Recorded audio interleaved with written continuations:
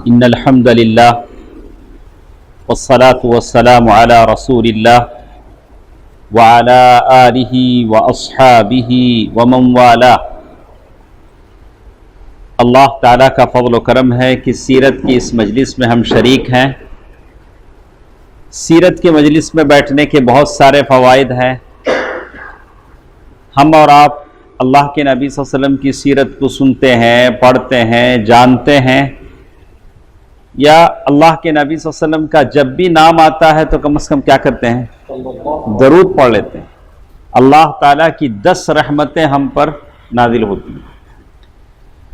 تو گزشتہ درسوں میں ہم نے پڑھا اللہ کے نبی صلی اللہ علیہ وسلم نے جنگ احد کی تیاری کی۔ جنگ احد میں اللہ کے نبی صلی اللہ علیہ وسلم کا مشورہ یہ تھا کہ مدینے کے اندر رہ کر جنگ کی جائے، مدینے کے باہر نکلا نہ جائے۔ مدینے میں وہ لوگ مکے کے کافر آ کر حملہ نہیں کر سکیں گے، حملہ کریں گے بھی تو مدینے کی گلیوں سے ناواقف ہوں گے، ان کو گھیر کر مارا جا سکے گا۔ لیکن جو صحابہ جنگ بدر میں نہیں آئے تھے ان کی خواہش تھی کہ میدان کی طرف نکلیں۔ بالآخر فائنل اللہ کے نبی صلی اللہ علیہ وسلم نے کس کی رائے مان لی؟ صحابہ اکرام کی رائے مان لی کہ مدینے کے باہر نکل کر کیا کیا جائے؟ جنگ کیا جائے۔ تو اس سے اللہ کے نبی صلی اللہ علیہ وسلم کا اسوہ سمجھ میں آتا ہے کہ اللہ کے نبی صلی اللہ علیہ وسلم جب مشورہ سمجھ میں آتا تھا تو لوگوں کی بات کیا کرتے تھے؟ مان لیتے تھے۔ اور منافقوں کا سردار عبداللہ بن ابی، اس کا مشورہ بھی یہ تھا کہ مدینے کے اندر رہ کر کیا کیا جائے؟ جنگ کی جائے۔ لیکن دونوں کی نیتیں الگ الگ تھیں۔ اللہ کے نبی صلی اللہ علیہ وسلم جس نیت سے بول رہے تھے وہ الگ تھا، وہ منافقوں کا سردار جو بول رہا تھا وہ الگ تھا۔ منافقوں کا سردار اس نیت سے بول رہا تھا کون کہاں ہے پتہ نہیں چلے گا، لیکن جب میدان میں نکلیں گے تو سارے نظر آئیں گے۔ لیکن اللہ کے نبی صلی اللہ علیہ وسلم نے میدان میں نکل کر جنگ کرنے کی جو رائے تھی اس کو مان لیا۔ اس کے بعد اللہ کے نبی صلی اللہ علیہ وسلم نے جمعے کی نماز پڑھائی، لوگوں کو وعظ و نصیحت کیا، جد و جہد کی ترغیب دلائی کہ محنت کریں، کوشش کریں، اور صبر اور ثابت قدمی ہی سے غلبہ حاصل ہو سکتا ہے۔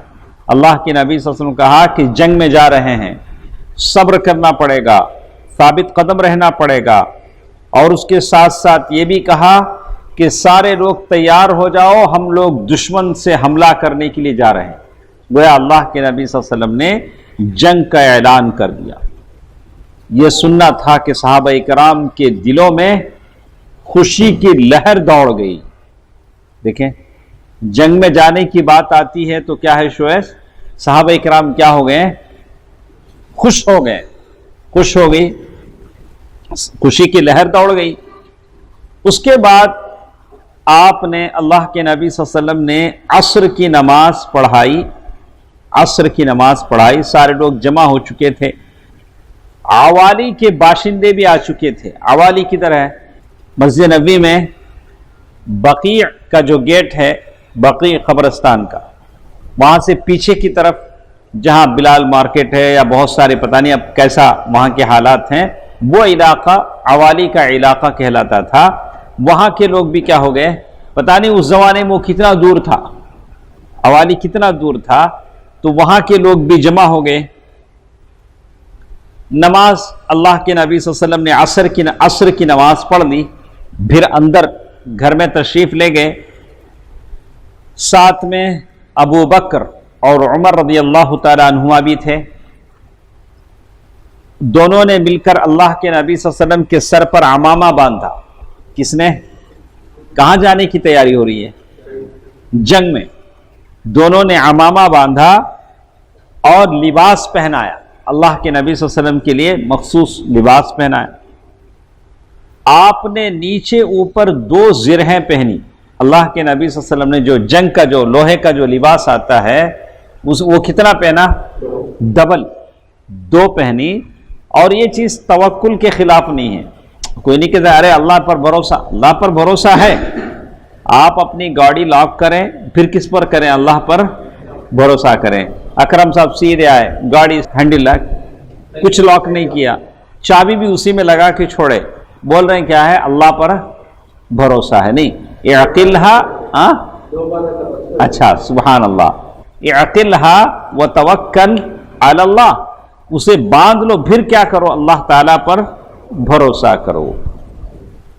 اللہ کے نبی صلی اللہ علیہ وسلم نے 2 لباس پہنے، تلوار لٹکائی اور ہتھیار سے آراستہ ہو کر لوگوں کے سامنے تشریف لائے۔ اللہ کے نبی صلی اللہ علیہ وسلم اب مکمل اللہ کے نبی صلی اللہ علیہ وسلم کیا ہو گئے ہیں؟ جنگ میں جانے کے لیے کیا ہو گئے ہیں؟ نکل گئے۔ کیا کیا ہوئی جنگ کی تیاری اللہ کے نبی صلی اللہ علیہ وسلم کی؟ عمامہ باندھ لیا، پھر مخصوص ڈریس پہن لیا، تلوار لگا لی اور 2 زریں پہن لی۔ اللہ کے نبی صلی اللہ علیہ وسلم، لوگ آپ کے منتظر تھے اور جیسے اللہ کے نبی صلی اللہ علیہ وسلم کو دیکھا تو لوگ بھی خوش ہو گئے۔ لیکن صحابہ میں 2 لوگ تھے، سعد بن معاذ اور اسید بن حضیر رضی اللہ عنہما۔ دونوں نے کہا کہ اللہ کے نبی، شاید ہم نے آپ کو مجبور کر دیا۔ آپ کی رائے تھی کہ ہم لوگ کہاں رہ کر لڑیں؟ مدینے میں رہ کر لڑیں، مدینے سے باہر نہ نکلیں۔ ہم نے میدان میں نکلنے پر آپ کو زبردستی کیا، آپ کو زبردستی رضامند کیا۔ اب معاملہ آپ کے حوالے ہے، آپ جیسا بولیں ہم ویسا ماننے کو کیا ہیں؟ تیار ہیں۔ سارے صحابہ نے، یہاں اچھا سمجھ لیجئے، ایک اصول ہے شعیب صاحب، اللہ کے نبی صلی اللہ علیہ وسلم نے سن کر کہا کہ سب لوگ شرمندہ ہیں کہ آپ کو ہم نے پریشر کیا، آپ پر ہم نے زبردستی آپ کو راضی کیا، تو ہمیں آپ کی مخالفت نہیں کرنی چاہیے، آپ کو جو پسند ہو کریں، آپ اگر چاہیں تو مدینے میں رہ کر لڑیں، چاہے تو مدینے کے باہر نکلیں۔ نبی رحمت صلی اللہ علیہ وسلم نے کیا جواب دیا؟ اللہ کے نبی صلی اللہ علیہ وسلم نے فرمایا، کوئی نبی جب اپنا ہتھیار پہن لے تو مناسب نہیں کہ اسے اتارے۔ میں پوری طرح کیا ہو کر نکل گیا ہوں؟ تیار ہو کے نکل گیا ہوں، اب میرے اس میں کچھ بھی چینجز آنے والے نہیں۔ آدمی کو ایسے ہونا چاہیے، 100 بار بدلنا ایسا نہیں، ایک بار ایک کام پہ نکل گئے تو کیا کرنا؟ اس کو پورا کرنا۔ جب تک کہ اللہ تعالیٰ اس کے درمیان اور اس کے دشمن کے درمیان فیصلہ نہ کر دے، میں ہتھیار پہن چکا ہوں، اس میں کوئی رد و بدل کیا نہیں ہے؟ ہونے والا نہیں۔ اس کے بعد اللہ کے نبی صلی اللہ علیہ وسلم نے لشکر کو 3 حصوں میں تقسیم کیا، جو بھی مسلمانوں کا لشکر تھا۔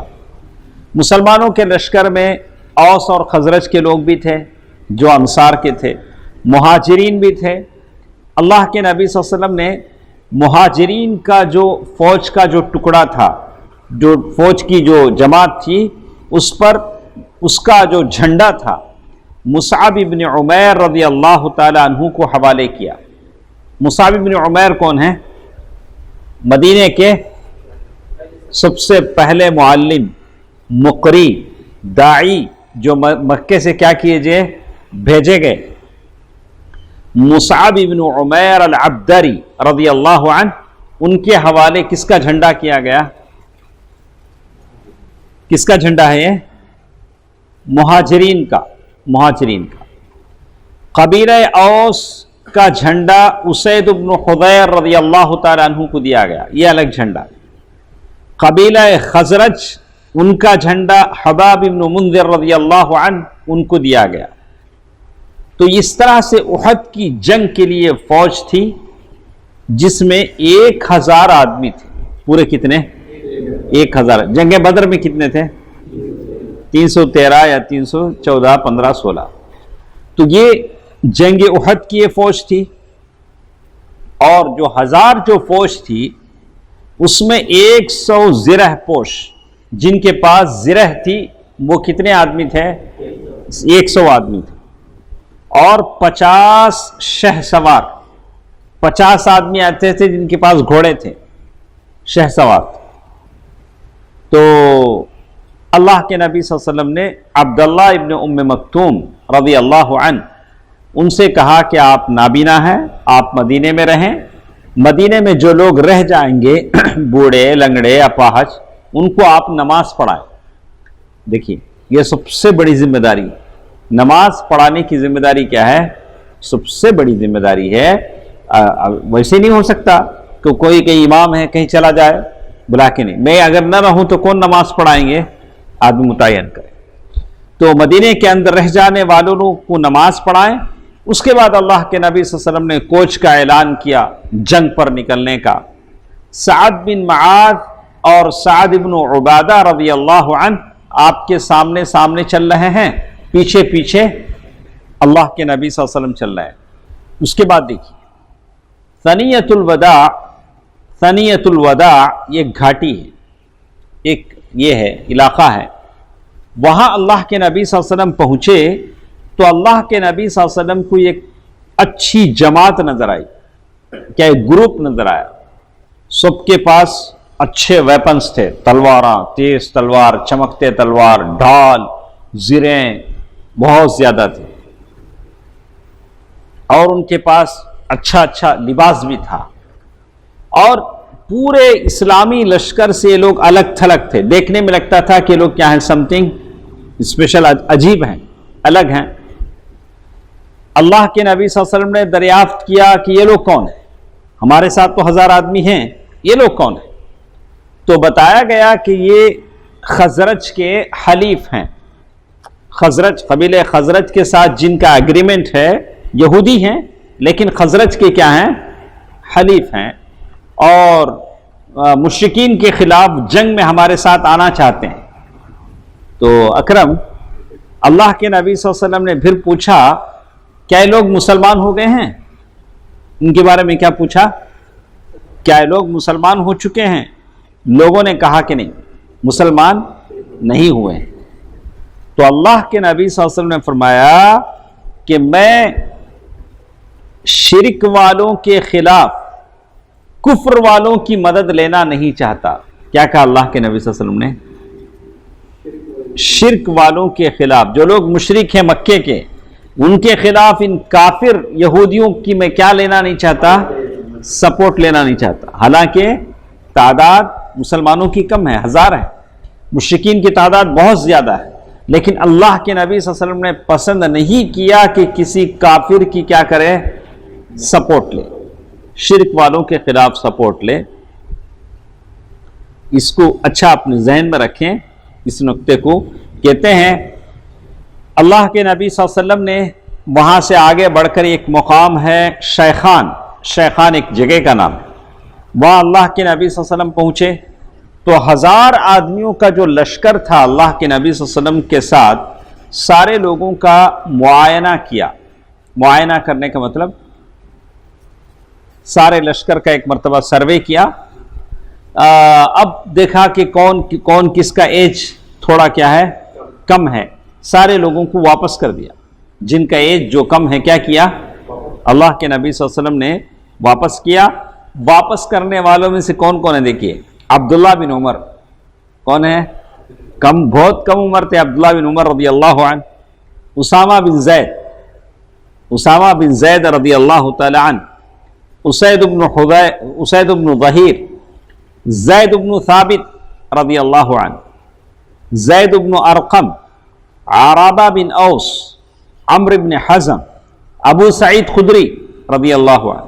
بڑی حدیثیں ان کی آتی ہیں، یہ بھی کیا ہو گئے؟ چھوٹے بچے۔ زید بن حارثہ انصاری، سعد بن حبہ رضی اللہ عنہ۔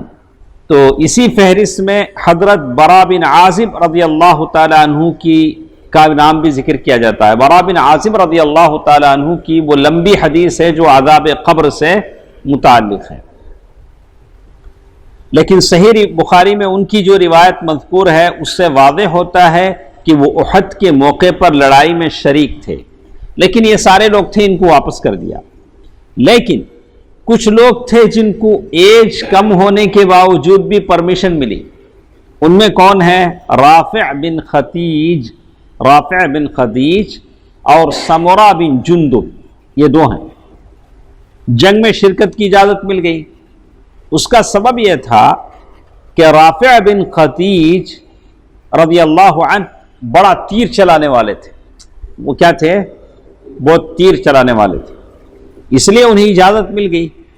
جب ان کو اجازت ملی تو سمورہ بن جندب رضی اللہ تعالیٰ عنہ نے کہا کہ اللہ کے نبی، رافع جب آ سکتے ہیں تو میں کیوں نہیں آ سکتا؟ سمورہ بن جندب تو اللہ کے نبی صلی اللہ علیہ وسلم فرمایا کہ کیسے؟ بولا کہ ہم دونوں اگر کشتی لڑتے ہیں تو میں ان کو ڈیفیٹ کر دیتا ہوں۔ تو اس زمانے میں کیا ہوتا تھا، ایسے مقابلے ہوتے تھے کشتی لڑنے کے سے ہوتے تھے، وہ بدل کر آج ہمارے سامنے کیا ہو گیا، کیا ہوگا؟ بس وہاں لے دے کر کہاں رہ گئی ہماری بات، کیچ پکڑو، بال ڈالو، وکٹ گراؤ، یہاں تک ہماری بات کیا ہوگی۔ لیکن کم از کم اگر فٹ بال بھی آدمی کھیلے تو ذرا دوڑ دھوپ کر لے گا، ہاں اس میں بھی تو دوڑتا ہے، لیکن دوڑ کیا ہوتی ہے، اپنے کنٹرول میں نہیں رہتی، پتہ نہیں کب کیا ہو جائے۔ ہاں تو ٹھیک ہے، رافع بن خدیج رضی اللہ تعالیٰ عنہ کو جب اجازت ملی تو سمورہ بن جندب رضی اللہ تعالیٰ عنہ نے کہا کہ اللہ کے نبی، میں ان کو ہرا دیتا ہوں تو مجھے بھی اجازت ملنی چاہیے، میں ان سے زیادہ طاقتور ہوں، میں اسے پھچاڑ دیتا ہوں، میں گرا دیتا ہوں۔ اللہ کے نبی صلی اللہ علیہ وسلم کو اطلاع دی گئی۔ اچھا یاد رکھے، دیکھیں جنگ کا موقع ہے، جنگ پر نکلے ہیں، ہاں اللہ کے نبی صلی اللہ علیہ وسلم نے دونوں کو لڑایا۔ اگر نہیں کہا کہ اچھا چلو تمہیں بھی آ جاؤ، نہیں، اللہ کے نبی صلی اللہ علیہ وسلم نے کیا کیا، آپ نے اپنے سامنے دونوں سے کشتی لڑوائی۔ تو اللہ کے نبی صلی اللہ علیہ وسلم سنی سنائی باتوں پر کیا نہیں کرتے تھے، یقین نہیں کرتے تھے، وہاں پریکٹیکل ہر چیز کو کیا ہونا تھا، اس کے بعد ہی کوئی حکم اس پر لگتا تھا۔ اللہ کے نبی صلی اللہ علیہ وسلم نے کشتی لڑوائی اور واقعتاً سمرہ نے رافع بن خدیج کو بچھاڑ دیا، لہذا انہیں بھی اجازت مل گئی۔ دونوں کا ایج کم ہونے کی وجہ باوجود بھی کیا ہو گیا، دونوں کو پرمیشن مل گئے۔ کہاں جانے کے لیے پرمیشن؟ جنگ میں جانے کے لیے۔ جنگ میں جانے کے لیے یہ شوق ہے، یہ جستجو ہے، یہ لگن ہے، یہ محنتیں ہیں، یہ پار کرنے ہیں، کتنے ساری صعوبتیں ہیں۔ احد اور مدینے کے درمیان، احد اب تو بہت مختصر ہے، شہداء احد کا جو مقام ہے، مدینہ اتنا بڑھ چکا ہے کہ سید الشہداء وہ بھی کیا ہو گیا، مدینے میں داخل ہے۔ پہلا اللہ کے نبی صلی اللہ علیہ وسلم کے زمانے میں کیا تھا، احد کا مقام دور پڑتا تھا مدینے سے، اب تو ایسے نہیں ہے۔ آپ بمشکل اگر آپ مسجد نبی سے جانا چاہیں گے تو 10 منٹ میں آپ کیا کریں گے، سید الشہداء چلے جائیں گے، صرف 10 منٹ لگیں گے۔ اور ایک دم جو لمبی سڑک ہے، جسے کیا کہتے ہیں، خط جو ایک دم ہائی وے جو ہوتا ہے، خط سریع جسے کہتے ہیں، کیا بولتے ہیں، ہائی وے، تو اس پر آپ لگیں تو 10 منٹ سے بھی کم میں آپ مسجد نبی کے ایریا سے کہاں پہنچیں گے۔ لیکن یہاں اللہ کے نبی صلی اللہ علیہ وسلم عصر کے بعد سے سفر کر رہے ہیں، رات آ گئی، کہاں پہنچنے کے لیے، احد کے میدان، رات آ گئی، اور رات اللہ کے نبی صلی اللہ علیہ وسلم نے احد اور مدینے کے درمیان رات گزاری، یہی مغرب اور عشاء کی نماز پڑھی اور یہی رات بھی گزارنے کا فیصلہ کیا، اور پہرے پر نگرانی پر 50 صحابہ منتخب فرمائے، 50 صحابہ ہیں جو نگرانی کر رہے ہیں، اور ان پر ایک قائد بنائے گئے محمد بن مسلمہ۔ کون ہیں محمد بن مسلمہ؟ رفیق میں کعب بن اشرف، وہ ان کے کیا ہیں، گروپ لیڈر ہیں 50 صحابہ کے رضی اللہ عنہ۔ یہ وہی بزرگ ہیں جنہوں نے کعب بن اشرف کو ٹھکانے لگانے والی جماعت کی قیادت فرمائی تھی۔ ذکوان بن عبداللہ بن قیس خاص نبی کے پاس پہرا دے رہے تھے، اور ایک صحابی تھے ذکوان بن عبداللہ بن قیس، یہ اللہ کے نبی صلی اللہ علیہ وسلم کی سیکیورٹی کے لیے کیا تھے، متعین۔ تو یہ سب کہاں ہو رہا ہے، مدینے سے احد کے بیچ میں یہ سارا پڑاؤ ہے۔ اس بیچ میں منافقوں کا جو سردار ہے عبداللہ بن ابی، اس کی کیا رائے تھی، اس کا کیا اوپینین تھا، احد کے میدان تک ہم نہیں جائیں، مدینے میں رہیں۔ تو اب اللہ کے نبی صلی اللہ علیہ وسلم نے وہاں رات گزارا، تو فجر سے کچھ یعنی طلوع فجر سے کچھ پہلے اللہ کے نبی صلی اللہ علیہ وسلم پھر چل پڑے اور مقام شوط پہنچ کر فجر کی نماز پڑھی۔ یعنی سارا قافلہ چلنا معمولی بات نہیں تھی، سارے قافلے میں اعلان ہوتا تھا، قافلے کے ساتھ جو رسد ہے، جو ساز و سامان ہے، سب لے کے چلتے تھے۔ تو اللہ کے نبی صلی اللہ علیہ وسلم طلوع فجر سے پہلے اڑ گئے، مطلب رات 2:30 بجے 3 بجے، اور پھر اللہ کے نبی صلی اللہ علیہ وسلم ایک مقام شوط وہاں پہنچ کر اللہ کے نبی صلی اللہ علیہ وسلم نے فجر کی نماز پڑھی۔ اب پوزیشن ایسی تھی شعیب صاحب کہ اللہ کے نبی صلی اللہ علیہ وسلم یہاں ہیں، سامنے دشمن کی فوج ہے، دونوں ایک دوسرے کو دیکھ رہے ہیں۔ کیا ہے؟ بالکل اوپن۔ اللہ کے نبی صلی اللہ علیہ وسلم اور ساتھیوں کو کون دیکھ رہے ہیں؟ مکے کے لوگ، مکے کے کافر۔ مکے کے کافروں کو کون دیکھ رہے ہیں؟ اللہ کے نبی صلی اللہ علیہ وسلم اور صحابہ۔ مقام شوط پر پہنچ کر عبداللہ بن ابی نے بغاوت کر دی۔ بغاوت کیسے کیا؟ نہیں بھئی، میں اپنے لوگوں کو لے کے واپس جاتا ہوں، مجھے جنگ لڑنا نہیں ہے۔ اگر 1000 آدمی تھے تو 1/3 کتنا 300 آدمیوں کو لے کر کیا لیا۔ اصل میں اس کی نیت کیا تھی؟ اچھا ریزن کیا بولا؟ آپ میرا مشورہ مانے نہیں۔ کیا بولا؟ آپ میرا مشورہ کیا ہے؟ مانے نہیں۔ میں بولا مدینے میں، اصل میں ریزن وہ نہیں تھا اتنا۔ دیکھیے اس کا کیا بولیں گے اس کو، ایسا اللہ، اس کی ایسی غلط ذہنیت اور ایسی غلط حرکت اس نے کی، اگر اس کو رک جانا ہی تھا تو یہاں تک آنے کی ضرورت نہیں تھی۔ جہاں اللہ کے نبی صلی اللہ علیہ وسلم نے رافع بن خدیج اور سمرہ بن جندب کو کشتی لڑائی، وہیں وہ واپس جا سکتا تھا۔ مقام شوط سے پہلے ہی وہ کیا کر سکتا تھا؟ واپس جا سکتا تھا۔ لیکن یہاں پہنچ کر جب لوگ ایک دوسرے کو دیکھ رہے ہیں، کافر مسلمانوں کو دیکھ رہے ہیں اور مسلمان کس کو دیکھ رہے ہیں؟ یہاں پہنچ کر بغاوت کرنے کے پیچھے اس کا مقصد یہ تھا کہ کافروں کو ہمت آ جائے۔ ہاں 300 آدمی واپس گئے، اگر یہی اس سے پہلے واپس جاتا تو کافر لوگ کیا نہیں کرتے؟ دیکھتے نہیں۔ ایک کافروں کو ہمت آ جائے کہ 300 آدمی مسلمانوں کے کیا ہو گئے؟ واپس چلے گئے۔ دوسرا، مسلمان جب کافروں کو اتنی بھاری تعداد میں دیکھیں گے تو عبداللہ بن ابی کے ساتھ کیا کریں گے؟ واپس چلے۔ تو اس سے دوہرا فائدہ ہوتا تھا۔ کسے؟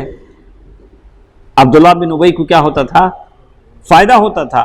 اسی لیے اس نے یہ ٹرک کیا، ایسا منصوبہ اپنا، سمجھے؟ اگر اس کو واپس جانا تھا اسی ریزن پر تو کبھی کا واپس چل جاتا، لیکن یہاں تک پہنچ کر واپس جانے کے پیچھے اس کی منصوبہ بندی یہ تھی۔ دیکھیے 300 افراد کو لے کر یہ کہتا ہوا واپس چلا گیا کہ ہم نہیں سمجھتے کہ خامخواہ اپنی جان دیں آپ، اور بلا کہ آپ نے میری بات نہیں مانی۔ یقیناً اس علیحدگی کا سبب وہ نہیں تھا جو اس منافق نے ظاہر کیا تھا کہ رسول اللہ صلی اللہ علیہ وسلم نے اس کی بات نہیں مانی، کیونکہ اس صورت میں اللہ کے نبی صلی اللہ علیہ وسلم کی فوج کے ساتھ یہاں تک آنے کا سوال ہی پیدا نہیں ہوتا۔ اگر واپس جانا ہے تو چلا جاتا، اسے لشکر کی روانگی کے پہلے ہی قدم پر الگ ہو جانا چاہیے تھا۔ اس لیے حقیقت وہ نہیں جو اس نے ظاہر کی تھی، بلکہ حقیقت یہ تھی کہ اس نازک موڑ پر الگ ہو کر اسلامی لشکر میں ایسے وقت میں اضطراب اور کھلبلی مچانا چاہتا تھا جب دشمن ان کی نقل و حرکت کو دیکھ رہا ہے۔ سامنے دشمن ساری چیزوں کو دیکھ رہا، ایک طرف تو عام فوجی اس کا ساتھ چھوڑ دیں، جو باقی رہ جائیں ان کے حوصلے ٹوٹ جائیں، دوسری طرف دشمن کی ہمت بند ہے جب دیکھا کہ 300 آدمی مسلمانوں کی طرف سے جدا ہو چکے ہیں۔ اور موقع ایسا تھا، اس معاملے کو دیکھ کر اوس اور خزرج کے قبیلے سے بنو حارثہ اور بنو سلمہ کے قدم بھی اکھڑ چکے تھے۔ وہ لوگ بھی عبداللہ بن ابی کے ساتھ جانا چاہ رہے تھے، لیکن اللہ تعالیٰ نے ان کے قدم جما دیے، جیسے اللہ تعالیٰ نے قرآن مجید میں کہا اذ ہمت طائفتان منکم ان تفشلا واللہ ولیہما وعلی اللہ فلیتوکل المؤمنون، جب تم میں سے دو جماعتوں نے قصد کیا کہ بزدلی اختیار کریں اور اللہ تعالیٰ ان کا ولی ہے اور مومنوں کو اللہ ہی پر بھروسہ کرنا چاہیے۔ جب ان حالات کو دیکھا، ایک مشہور صحابی ہیں عبداللہ بن حرام، کیا نام ہے؟ عبداللہ بن حرام رضی اللہ عنہ، ان کے بیٹے کون ہیں؟ جابر بن عبداللہ، جزاک اللہ بارک اللہ فیک، جابر بن عبداللہ رضی اللہ عنہ۔ جابر رضی اللہ تعالی عنہ، ان کے جو ابا ہیں عبداللہ بن حرام رضی اللہ عنہ، ان کی بہت ساری بیٹیاں تھیں، قرض بھی بہت زیادہ تھا، تو قرض چھوڑ کے مرے، تو یہ سارے کا سارا کس پر آیا؟ بیٹے کے سر آیا، جابر بن عبداللہ رضی اللہ عنہ۔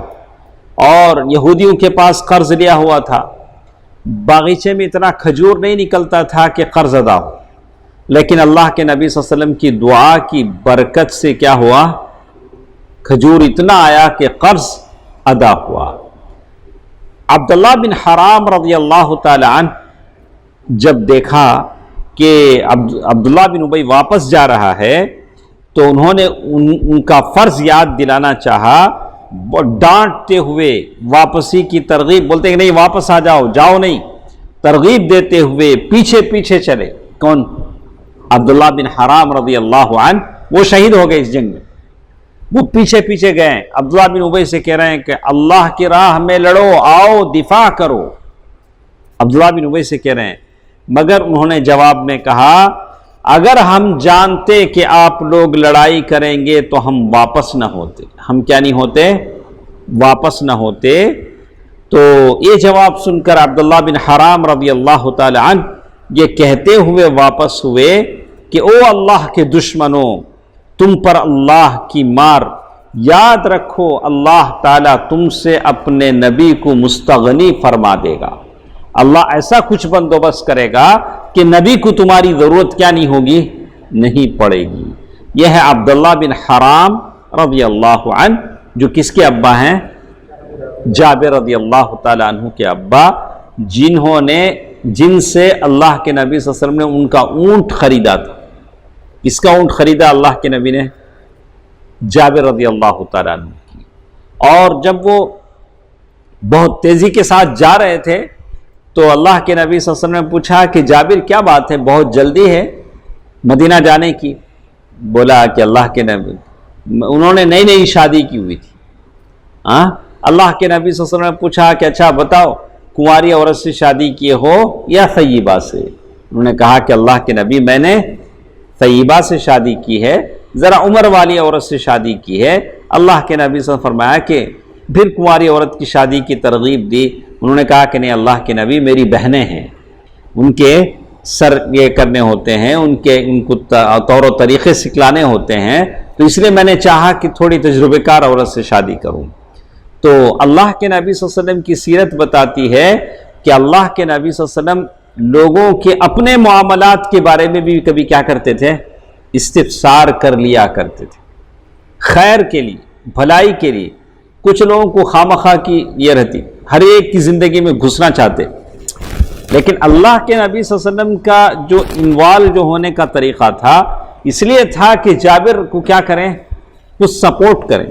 اللہ کے نبی صلی اللہ علیہ وسلم نے ایسے سپورٹ کیا کہ ان کی وہ مریض اور بوڑھی اونٹنی خرید لی، اور خرید کر پیسے بھی ان کو واپس کر دیے اور اونٹنی بھی واپس کر دی۔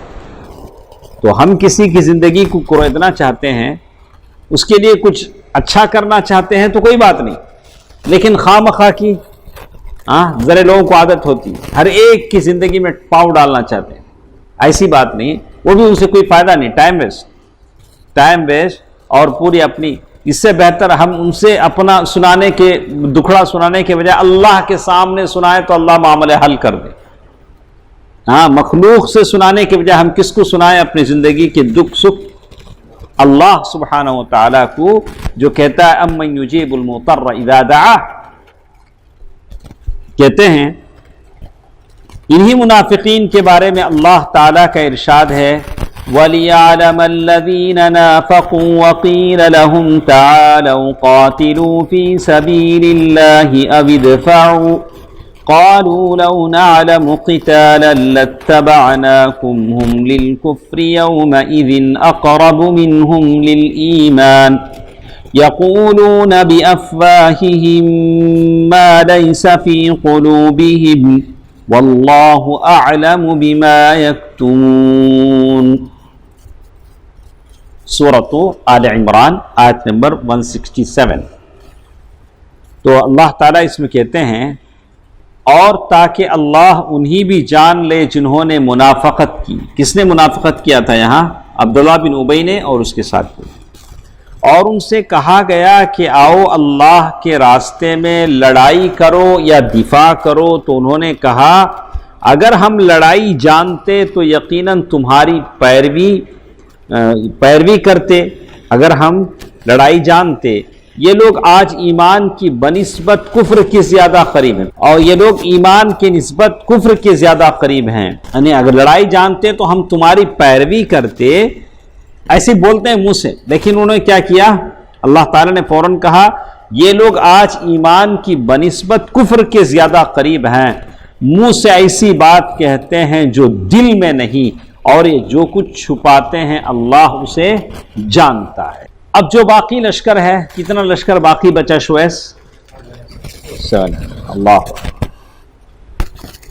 احد کے دامن میں ہیں، اور اس بغاوت اور واپسی کے بعد رسول اللہ صلی اللہ علیہ وسلم نے باقی ماندہ جو لشکر تھا 700 دشمن کی طرف قدم بڑھایا۔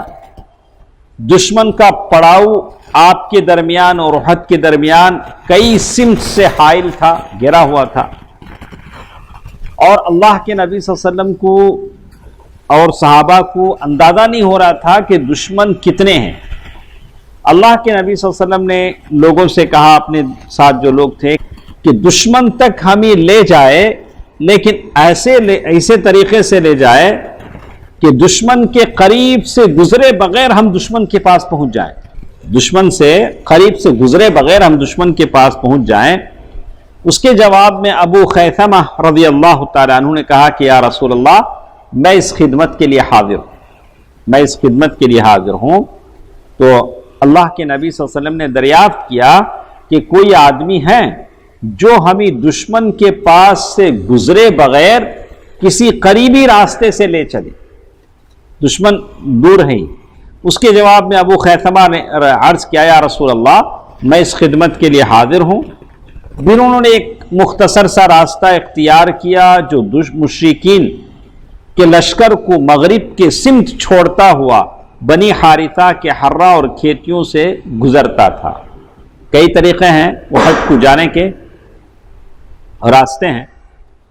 تو یہاں ایک بات ہوئی، تو ہم نے اس سے پہلے پڑھا کہ مدینے میں منافق رہتے تھے، مدینے میں منافق بھی تھے وہ زمانے میں۔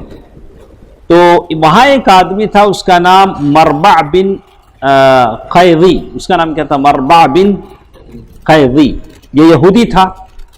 اس کا ایک باغیچہ تھا۔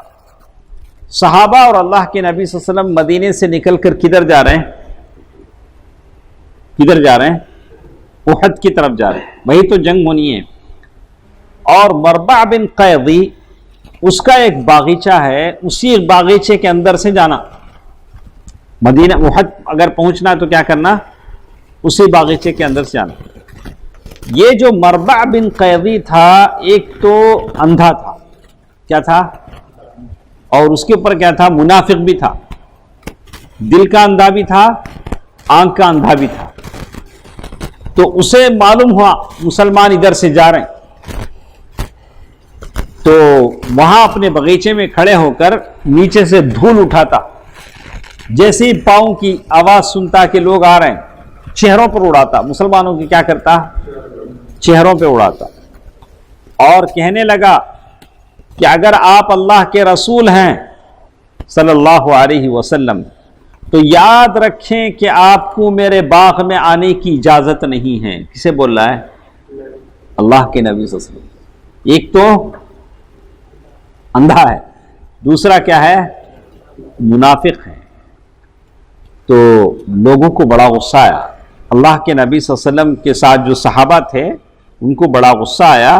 انہوں نے کہا کہ اسے پکڑ کے قتل کر دیں، وہیں لپک کے کیا کریں؟ قتل کر دیں. آپ صلی اللہ علیہ وسلم نے فرمایا کہ اسے قتل نہ کرو. اللہ اکبر! کیا اللہ کے نبی صلی اللہ علیہ وسلم کی تواضع تھی، وہ کیا اسلامی ریاست تھی. یہاں تو لوگ اپنے فائدے کے لیے، اپنے بیٹھنے کے لیے یہ بنانا ہے مارکیٹ ساری دکانیں کیا کر لیں؟ تہس نہس ختم کر دیں. اپنا یہ بنانے کے لیے، کچھ بھی کرنے کے لیے غریبوں کو کیا کرتے ہیں؟ تہس نہس کر دیتے ہیں. لیکن اللہ کے نبی صلی اللہ علیہ وسلم نے اس کی بات کے باوجود، اس کی بے ادبی کے باوجود، اللہ کے نبی صلی اللہ علیہ وسلم نے صحابہ سے کہا کہ دیکھو اسے قتل نہ کرو. کیوں؟ یہ دل اور آنکھ دونوں کا اندھا ہے. یہ کیا ہے؟ دل کا بھی اندھا ہے، آنکھ کا بھی اندھا ہے. مربع بن قیدی. پھر اللہ کے نبی صلی اللہ علیہ وسلم آگے بڑھ کر وادی کے آخری سرے پر واقع احد پہاڑ کی گھاٹی میں نزول فرمایا. سامنے احد پہاڑ تھا، وہاں اللہ کے نبی صلی اللہ علیہ وسلم اترے. اللہ کے نبی صلی اللہ علیہ وسلم احد پہاڑ کے تعلق سے کہتے تھے ھذا جبل احد، یہ احد کا پہاڑ ہے، اس سے ہم محبت کرتے ہیں اور یہ ہم سے محبت کرتا ہے. حالانکہ اسی احد پہاڑ کے دامن میں جنگ احد ہوئی، آپ کے چچا شہید ہوئے، لیکن اللہ کے نبی صلی اللہ علیہ وسلم نے اس پہاڑ سے کوئی بدشگونی نہیں لی. بہت سارے ایسے ہیں، کسی گھر میں رہتے ہیں، کسی کا انتقال ہو جاتا ہے تو گھر خالی کر کے فوراً کیا کرتے ہیں؟ بھاگ جاتے ہیں. اس کے بعد اس گلی سے بھی نہیں جاتے. ارے یہ گلی میں ان کا انتقال ہوا. اللہ کے نبی صلی اللہ علیہ وسلم کا طریقہ ایسا نہیں تھا. چیزوں سے، جگہوں سے کوئی چیزیں وابستہ نہیں ہوتی. یہ قدر ہے جو اللہ تعالیٰ لکھ دیتے ہیں. اور وہی اپنے لشکر کا کیمپ لگایا. احد پہاڑ کے دامن میں اللہ کے نبی صلی اللہ علیہ وسلم نے اپنا کیمپ لگایا. سامنے مدینہ تھا اور پیچھے احد کا بلند و بالا پہاڑ تھا. اس طرح دشمن کا لشکر مسلمانوں اور مدینے کے درمیان حد فاصل بن گیا. مسلمان اپنے ہی مدینے کے بیچ میں کون آ گیا؟ لشکر آ گیا. کس کا؟ کافروں کا لشکر آ گیا. تو انشاءاللہ کل کے درس میں ہم سنیں گے کہ کیسے اللہ کے نبی صلی اللہ علیہ وسلم کا یہ دفاعی منصوبہ تھا. اس کے بعد اللہ کے نبی صلی اللہ علیہ وسلم کی یہ فوج احد پہاڑ کے دامن میں آئی تو اللہ کے نبی صلی اللہ علیہ وسلم نے جنگی نقطۂ نظر سے، جنگی نقطۂ نظر بولے تو جنگ لڑنے کا جو نقطۂ نظر ہوتا تھا، اس نقطۂ نظر سے اپنی فوج کو کئی حصوں میں تقسیم کیا. ان کے ساتھ جو فوج تھی اس کو کئی حصوں میں تقسیم کیا. وہ کیا تقسیم تھی انشاءاللہ کل کے درس میں ہم سنیں گے. اور بہت ساری باتیں ہمارے ساتھ ہیں انشاءاللہ. کہاں ٹائم ہے؟ نہیں ہو گیا. انشاءاللہ کل کے درس میں ہم سنیں گے. تو میری سارے لوگوں سے گزارش ہے کہ اپنے ساتھیوں کو فون بھی کر لیں، ذرا اول وقت میں آ جائیں انشاءاللہ 6:30 بجے جیسے.